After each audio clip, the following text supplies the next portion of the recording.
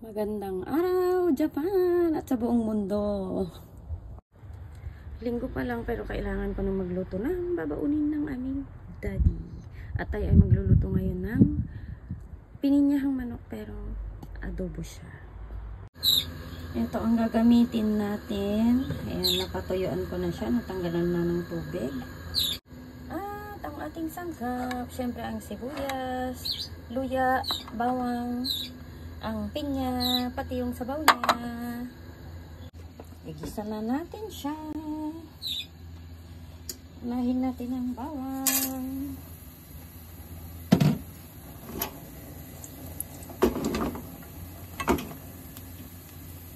Sibuyas.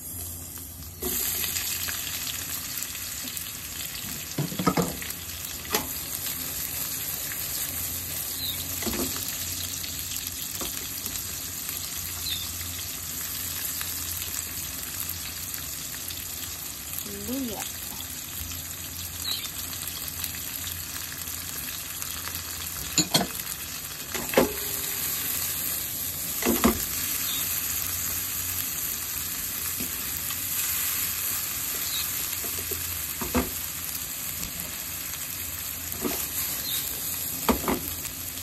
Lagyan na natin ang karne ng manok.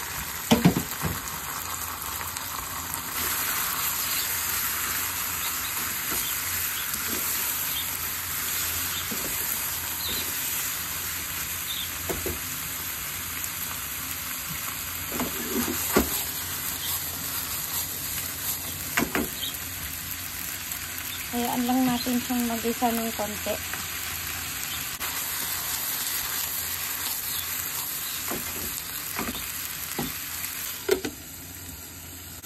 Lagyan natin siya ng tubig na pagpapalambutan niya.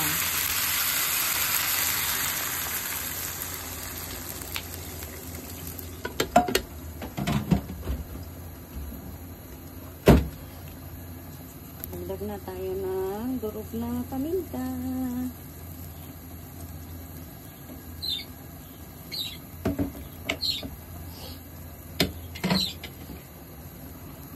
At ilalagay ko na rin yung sabaw ng pinya. Pinyang dilata.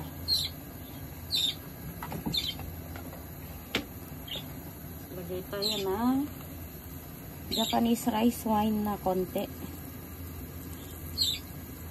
Yan, makakatulong yan na mabilis na magpalambot. Kaya hayaan muna natin siyang kumulo.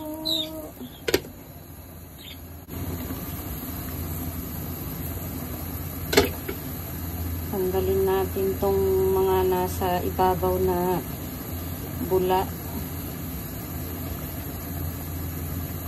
Kunti lang.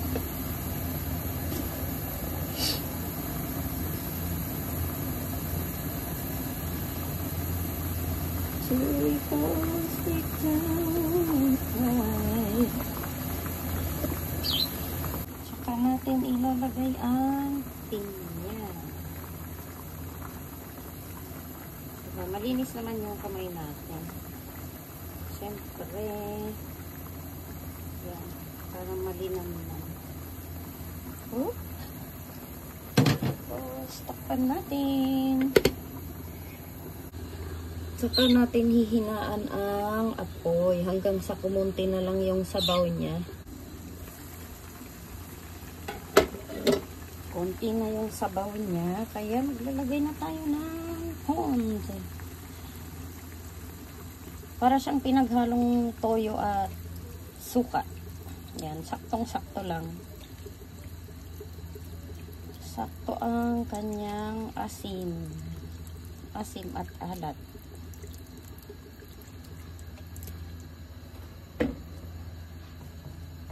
Tapos, maglalagay tayo ng asukal. Yan. Pulang asukal ang ginagamit ko. Palagi. Siyan lang natin siyang kumulo ulit. Luto na siya.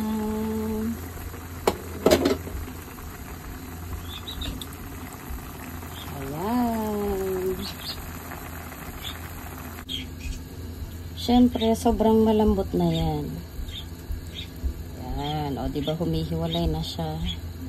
Humihiwalay na siya sa buto. At, eto na siya. Diba? Isang baonan na malaki. Ayan. May tagaluto naman sila sa sa kumpanya. Pero syempre, kailangan niya lang pampulutan. Salamat sa support at panonood. Magandang buhay.